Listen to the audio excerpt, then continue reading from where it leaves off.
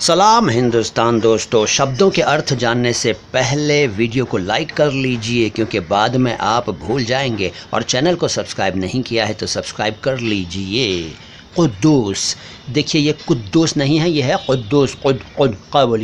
قدوس عربی سے آیا ہوا شبد ہے، اس کا مطلب ہے بہت پاک، اتینت پوتر، شدھ تم۔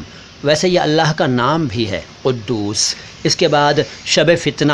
شب فتنہ دو شبدوں سے بنا ہے، فارسی کا شب اور عربی کا فتنہ۔ اس کا مطلب ہے فتنے کی شب، یعنی اپدرو کی رات، ہنگامے کی رات، اتھل پتھل کی رات۔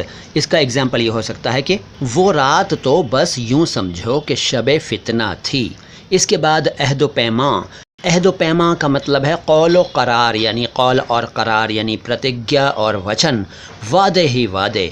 اس کا اگزامپل یہ ہو سکتا ہے کہ وہ رات تو عہد و پیمان کی رات تھی۔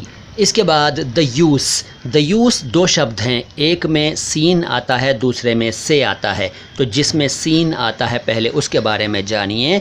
اس دیوس کا مطلب ہے سنکی، بیوقوف، شرارت کرنے والا۔